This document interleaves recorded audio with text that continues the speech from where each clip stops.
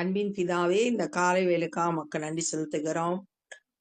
அன்பின் இரட்சகரே, மை ஸ்தோத்தரிக்கிறோம், துதிக்கிறோம், உமக்கு நன்றி செலுத்துகிறோம். கொடானு கோடி ஸ்தோத்திரங்களை ஏறெடுக்கிறோம். இம்மட்டும் எங்களுக்கு உதவி செய்தீர், அதற்காய் ஸ்தோத்திரம். எங்களை பாதுகாக்கிறீர், அதற்காய் ஸ்தோத்திரம். வழி நடத்துகிறீர், அதற்காய் ஸ்தோத்திரம். ஆண்டவரே, நீ நடத்தி வந்த பாதைகளுக்காக உமக்கு நன்றி செலுத்துகிறோம். உம்மை முழு இருதயத்தோடு நீ ஸ்தோத்தரிக்கிறோம், துதிக்கிறோம்.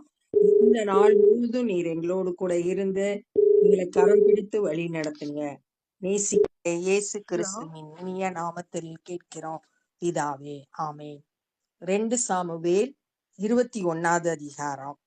தாவீதின் நாட்களில் 3 வருஷம் ஓயாத பஞ்சம் உண்டாயிருந்தது. தாவீது ராஜாவாய் இருந்த நாட்கள்ல இஸ்ரவேல் தேசத்துல 3 வருஷம் ஓயாத பஞ்சம். அப்ப மழை இல்ல, பயிர்ல விளைச்சல் இல்ல, ஆகாரம் கிடைக்கல, பஞ்சம் உண்டாயிற்று. அப்பொழுது தாவீது கர்த்தருடைய சமூகத்தில் விசாரித்தான். உடனே ஆண்டவர் சமூகத்துல போய் இது ஏன் அப்படி நடக்குது அப்படின்னு விசாரிக்கிறான். தாவீதோடைய வாழ்க்கையில பல இடங்கள்ல நம்ம இத பார்க்கலாம். தான் ஒரு பிரச்சனையை சந்திக்கும் போது உடனே ஆண்டவர்கிட்ட போய் கேட்கிறான், ஏன் இப்படி நடக்குது. இது நம்ம கற்றுக்கொள்ள வேண்டிய ஒரு சத்தியம். கர்த்தர் கிபியோனியரை கொன்று போட்ட சவுலுக்காக இரத்த பிரியரான அவன் வீட்டாருக்காகவும் இது உண்டாயிற்று என்றார். உடனே ஆண்டவர் பதில் சொல்றாரு, இது என்ன காரணம் அப்படின்னு சொல்லிட்டு சொல்றார். என்ன காரணம்னா, கிபியோனியரை கொன்று போட்டாங்க. சவுல் இஸ்ரவேல் தேசத்து ராஜாவாய் இருக்கும்போது கிபியோனியரை கொன்று போட்டாங்க. ஆனா யோசுவாவின் புஸ்தகம் 9வது அதிகாரம் 15வது வசனத்துல இந்த கிபியோனியரோட யோசுவாவும் இஸ்ரவேல் ஜனங்களும் உடன்படிக்கை பண்ணியிருந்தாங்க. கானான் தேசத்துக்கு யோசுவா வழி நடத்தி கொண்டு வரும்போது இந்த கிபியோனியர் மாறு வேஷம் போட்டு என்னமோ தூர இடத்துல இருந்து வர்ற மாதிரி, நாங்க கொண்டு வந்த அப்பம் எல்லாம் பூசணம் பூத்துருச்சு, எங்களோட ட்ரெஸ் எல்லாம் பழசாயிடுச்சு, நாங்க போட்டிருந்த செருப்பெல்லாம் ரொம்ப பழசாயிடுச்சு அப்படின்னு பொய் சொல்லி இஸ்ரவேல் மக்கள் அவங்களோட உடன்படிக்கை பண்ணிட்டாங்க. உடன்படிக்கை பண்ணதுனால அவங்க இஸ்ரவேலோரோட சேர்ந்து குடியிருந்தாங்க. அப்ப அது தெரிஞ்ச பிறகு யோசுவா நீ எங்களுக்கு தண்ணி கொண்டு வர்றவங்களாகவும் விறகு பொறுக்கிறவங்களாகவும் இருக்கணும் அப்படின்னு சொல்றத அந்த பகுதியில நம்ம யோசுவா 9வது அதிகாரத்துல வாசிக்கிறோம். அப்ப உடன்படிக்கை பண்ணின கிபியோனியரை சவுல் கொலை செய்தான். இது ஆண்டவருக்கு பிரியமில்லாத காரியம். உடன்படிக்கையை கடைசி வரைக்கும் காத்து கொள்ளணும், இவங்க மீறி நடக்கிறாங்க.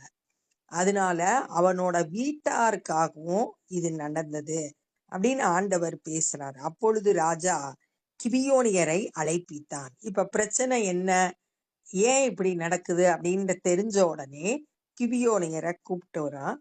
கிபியோனியரோ இஸ்ரவேல் புத்திரராய் இராமல் எமோரியரின் மீதியாய் இருந்தார்கள். அவர்கள் இஸ்ரவேலர் கிடையாது, எமோரியர்ல ஒரு கூட்டம். அவர்களுக்கு இஸ்ரவேல் புத்திரர் ஆணையிட்டு இருந்தும் சவுல் இஸ்ரவேல் புத்திரருக்காக யூதாவுக்காக காண்பித்த வைராக்கியத்தினால் அவர்களை வெட்ட வகை தேடினான். சவுல் ராஜாவாய் இருந்த நாட்கள்ல இஸ்ரவேலுக்காகவும் யூதாவுக்காகவும் சப்போர்ட் பண்ணி இதை செய்யறான். ஆனா அவனோட எண்ணம் சரியா இருந்தாலும் செய்த செயல் தவறானது. உடன்படிக்கையை மீறி அவங்கள வெட்ட வகை தேடினான். ஆகையால் தாவீது கிபியோனியரை பார்த்து, நான் உங்களுக்கு செய்ய வேண்டியது என்ன?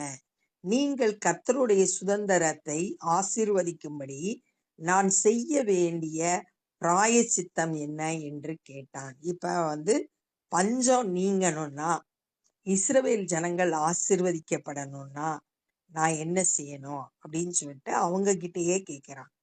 அப்பொழுது கிபியோனியர் அவனை பார்த்து, சவுலோடும் அவன் வீட்டாரோடும் எங்களுக்கு இருக்கிற காரியத்திற்காக எங்களுக்கு வெள்ளியும் பொன்னும் தேவையில்லை. இஸ்ரவேலில் ஒருவனை கொன்று போட வேண்டும் என்பதும் எங்கள் விருப்பம் அல்ல என்றார்கள். நீ இப்போ பொண்ணு வெள்ளி கொடுத்து பிராயச்சித்தம் பண்ணவும் வேண்டாம், யாரையும் கொன்று போட்டு பிராயச்சித்தமும் செய்ய வேண்டாம், எங்களோட விருப்பம் அது கிடையாது. அப்பொழுது அவன், அப்படியானால் நான் உங்களுக்கு என்ன செய்ய வேண்டும் என்று சொல்லுகிறீர்கள் என்று கேட்டான். அவர்கள் ராஜாவை நோக்கி, நாங்கள் இஸ்ரவேலின் எல்லை எங்கும் நிலைக்காதபடிக்கு அழிந்து போக எவன் எங்களை நிர்மூலமாக்கி எங்களுக்கு பொல்லாப்பு செய்ய நினைத்தானோ, நாங்க இஸ்ரவேல் தேசத்துல இருக்கக்கூடாது அப்படின்றதுக்காக எங்களுக்கு விரோதமா எங்களை அழித்து விட பொல்லாப்பு செய்ய நினைத்தது எவனோ, அது சவுல் தான் நினைத்தார். அவன் குமாரரில் 7 பேர் கர்த்தர் தெரிந்து கொண்ட சவுலின் ஊராகிய கிபியாவிலே நாங்கள் அவர்களை கர்த்தருக்கென்று தூக்கி போட எங்களுக்கு ஒப்பு கொடுக்கப்பட வேண்டும் என்றார்கள். சவுலோட குமாரர்கள்ல 7 பேரை நாங்க தூக்குல போட போறோம், கர்த்தருக்கென்று தூக்கி போட ஒப்பு கொடுக்கணும், ஏன்னா அவங்க தவறு செய்திருக்கிறாங்க, அதுக்கு தண்டனையா தூக்கு போடணும் அப்படின்னு சொல்லிட்டு அவங்களை எங்க கையில ஒப்பு கொடுங்க அப்படின்னு கேக்குறாங்க. நான் அவர்களை ஒப்பு கொடுப்பேன் என்று ராஜா சொன்னான். தாவீது 7 பேரை நான் உன் கையில ஒப்பு கொடுத்துறேன் அப்படின்னு சொல்லிட்டு சொன்னான். ஏன்னா தேசம் பஞ்சத்தினால பாதிக்கப்பட்டிருக்கு, அத பிராயச்சித்தம் செய்தாதான் மழை பெய்யும், அதுக்காக ஏற்பாடுகளை தாவீது செய்யறான். ஆனாலும் தாவீதும் சவுலின் குமாரனாகிய யோனத்தானும் கர்த்தரை கொண்டு இட்ட ஆணை நிமித்தம், ஏற்கனவே யோனத்தானும் தாவீதும் உடன்படிக்கை பண்ணியிருந்தாங்க, யோனத்தானோட சந்ததி அழிஞ்சு போகாது அப்படின்னு சொல்லிட்டு தாவீது ஏற்கனவே உடன்படிக்கை பண்ணி இருந்ததுனால ராஜா சவுலின் குமாரனாகிய யோனத்தானின் மகன் மேவி போஷேத்தை தப்பவிட்டு, யோனத்தானுடைய குமாரன்ல முடமாக்கப்பட்ட மேவி போஷேத்து மட்டும்தான் இருக்கான். அவனை விட்டுட்டு ஆயாவின் குமாரத்தியாகிய ரிஸ்பால் சவுலுக்கு பெற்ற, இந்த ரிஸ்பால் சவுலோட மறுமனையாட்டி, அவள் பெற்ற அவளுடைய 2 குமாரராகிய அர்மோனியாவையும் மேவி போஷேத்தையும், 2 பிள்ளைய ரிஸ்பாலோட பையங்க, சவுலின் குமாரத்தியாகிய மேகோலாத்தியனாகிய பர்சிலாவின் குமாரனாகிய ஆதிரியேலுக்கு பெற்ற அவளுடைய 5 குமாரரை பிடித்து, மொத்தம் 7 பேர் வேணும். ரிஸ்பாலோட 2 பிள்ளைக, ஆதியேலோட 5 குமாரர்கள் எல்லாம் பிடிச்சு அவர்களை கிபியோனியர் கையில் ஒப்பு கொடுத்தான். ராஜா கிபியோனியர் கையில ஒப்பு கொடுத்தான். அவர்களை கர்த்தருடைய சமூகத்தில் மலையின் மேல் தூக்கி போட்டார்கள். தூக்குல போட்டாங்க 7 பேரும். அப்படியே அவர்கள் 7 பேரும் ஒருமிக்க விழுந்தார்கள். ஒரே நேரத்துல 7 பேரும் கொலை செய்யப்பட்டாங்க. வார்கோதுமை அறுப்பு துவங்கின அறுப்பு காலத்தின் முந்தின நாட்களிலே அவர்கள் கொன்று போடப்பட்டார்கள். அறுப்பு காலத்துல ஆரம்பத்துக்கு முந்தின நாள் இது நடந்துச்சு. அப்பொழுது ஆயாவின் குமாரத்தியாகிய ரிஸ்பால் ரெட்டு உடுத்தி, தன்னுடைய பிள்ளைகள் 2 பேரும் மரித்து போயிட்டாங்க, இவ துக்க வஸ்திரத்தை ரெட்டு புடவையை எடுத்து கொண்டு போய் அதை பாறையின் மேல் விரித்து, ஒரு பாறை மேல அதை விரித்து, ரெட்டுன்றது துக்கத்தை குறிக்கிறது, அதை விரிச்சு அறுப்பு நாளின் துவக்கம் முதற்கொண்டு, அந்த அறுப்பு காலத்தின் துவக்கத்துலதான் இவங்க கொலை செய்யப்பட்டாங்க. தன்னுடைய பிள்ளைகள் 2 பேரும், மொத்தம் 7 பேர் ஒரே நாள்ல மரித்தாங்க, சவுலோட சந்ததி. அந்த 7 பேர் அந்த ஆரம்ப நாள்ல இருந்து வானத்திலிருந்து அவர்கள் மேல் மழை பெய்யும் மட்டும். வானத்திலிருந்து மழை எப்ப பெய்யும்? கர்த்தர் இவங்க செய்த செயலை அக்செப்ட் பண்ணிக்கிட்டு அவங்களுக்கு மறுபடியும் அவங்க ஜெபத்தை கேட்டு பஞ்சத்துல இருந்து விடுதலை கொடுக்கும்படியா ஜெபத்தை கேட்கும்போது அந்த மழை பெய்யும். அந்த நாள் வரைக்கும் பகலில் ஆகாயத்து பறவைகளாயினும் இரவில் காட்டு மிருகங்களாயினும் அவர்கள் மேல் விழ ஒட்டாதிருந்தால்.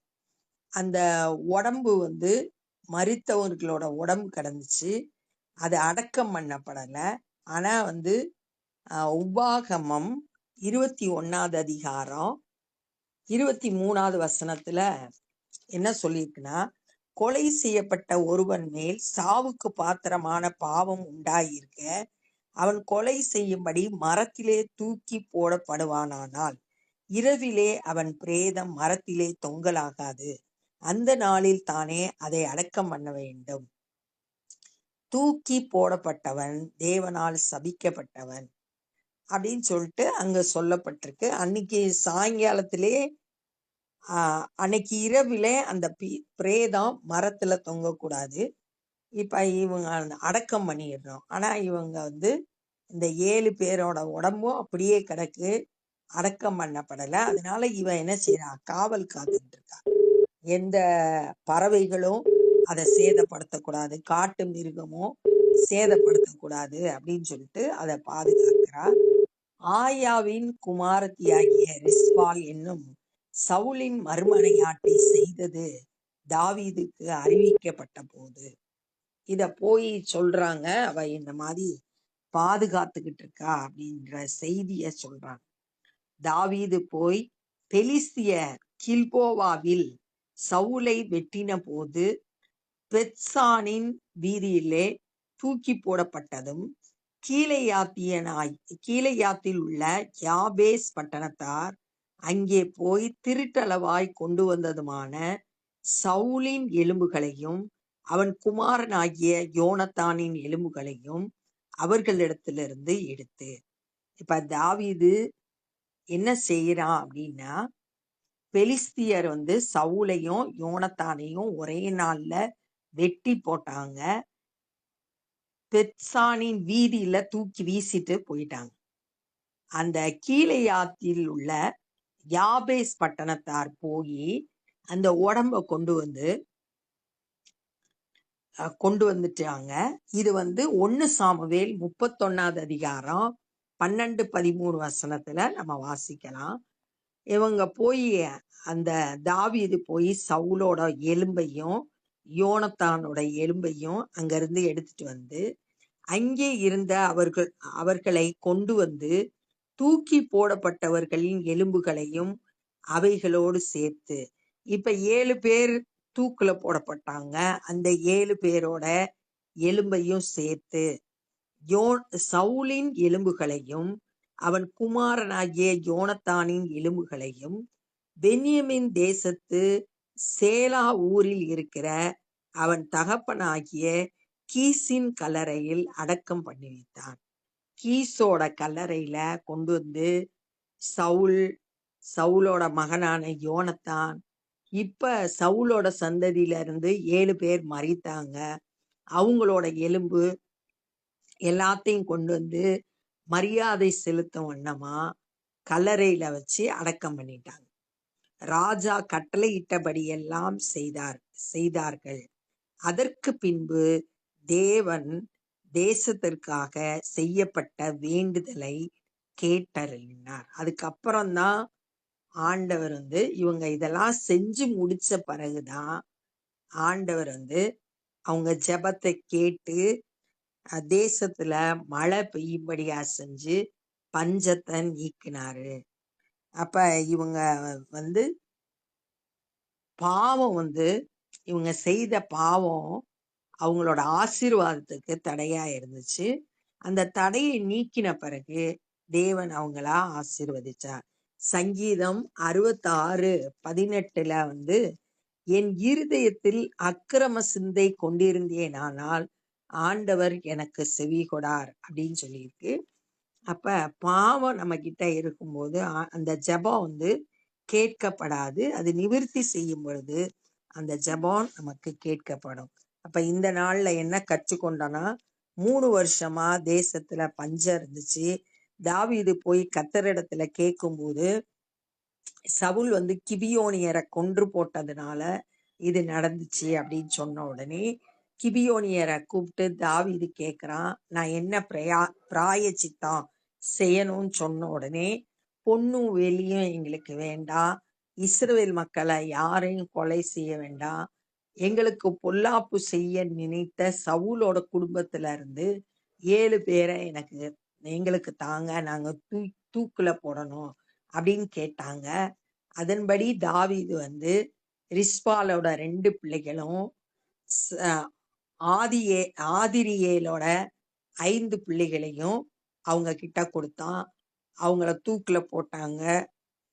ரிஸ்பால் வந்து ஒரு ரெட்டு புடவைய பாறை மேல விரிச்சு அவங்க மரித்ததுல இருந்து மழை பெய்யுற வரைக்கும் பகல்ல ஆகாயத்து பறவைகளும் இரவுல காட்டு மிருகமும் அந்த உடம்ப சேதப்படுத்தாதபடி பார்த்துக்கிட்டு இருந்தா. இந்த விஷயத்த தாவீதுக்கு சொன்ன உடனே தாவீது சவுலோட எலும்பையும் யோனத்தானோட எலும்பையும் அதோட இந்த 7 பேரோட எலும்புகளையும் சேர்த்து சவுலோட தகப்பனாகிய கீஸோட கல்லறையில போய் எல்லாத்தையும் அடக்கம் பண்ணிட்டான். இந்த மாதிரி அவன் சொன்னதெல்லாம் செய்தாங்க. அதுக்கப்புறம் தேசத்துல வந்து ஆண்டவர் வந்து அவங்களோட ஜெபத்தை கேட்டு மழை பெய்யும்படியாகவும் பஞ்சம் நீங்கும்படியா கர்த்தர் அனுக்கிரகம் பாராட்டினாரு அப்படின்றத இந்த நாள்ல கற்றுக்கொண்டோம். இப்ப நம்ம ஜெபம் பண்ண போறோம். அன்பின் பிதாவே, நாங்களும் தாவீதை போல நாங்க சந்திக்கிற எல்லா பிரச்சனைகள் மத்தியில உம்மை நோக்கி பார்த்து உம்மிடத்துல விசாரித்து ஆண்டவரே சரி செய்ய வேண்டிய காரியங்களை சரி செய்து கொள்ள எங்களுக்கு கிருபை செய்யுங்கப்பா. ஆண்டவரே, அக்கிரம சிந்தனை இருக்குமானால் தேவன் செவிகொடார் என்று சொல்லி இருக்கிறது. ஆண்டவரே, எங்க ஜெபத்துக்கு தடையா இருக்கிற எல்லா பாவங்களையும் எங்களை விட்டு அகற்றி உம்முடைய இரத்தத்தினால எங்க ஒவ்வொருவரையும் கழுவி சுத்திகரிங்க. உம்மண்டை கிட்டி சேர எங்களுக்கு கிருபை தாங்க. இந்த நாள்ல சுவிசேஷ பணி செய்கிறவங்கள உம்முடைய கரத்தில் எடுத்து பயன்படுத்துங்க. அநேகர் சத்தியத்தை அறிந்து ரட்சிப்பை பெற்றுக்கொள்ள கிருபை தாரும். உம்முடைய ஊழியத்துல எங்களால் இயன்றதை செய்ய எங்களை ஒப்பு கொடுக்கிறோம். நேசிக்கிற இயேசு கிறிஸ்துவின் இனிய நாமத்தில் கேட்கிறோம் பிதாவே, ஆமென். என் ஆத்துமாவே கர்த்தரை ஸ்தோத்திரி, என் முழு உள்ளமே பரிசுத்த நாமத்தை ஸ்தோத்திரி. என் ஆத்துமாவே கர்த்தரை ஸ்தோத்திரி, கர்த்தர் செய்த சகல உபகாரங்களை மறவாதே. ஆமென். God bless you.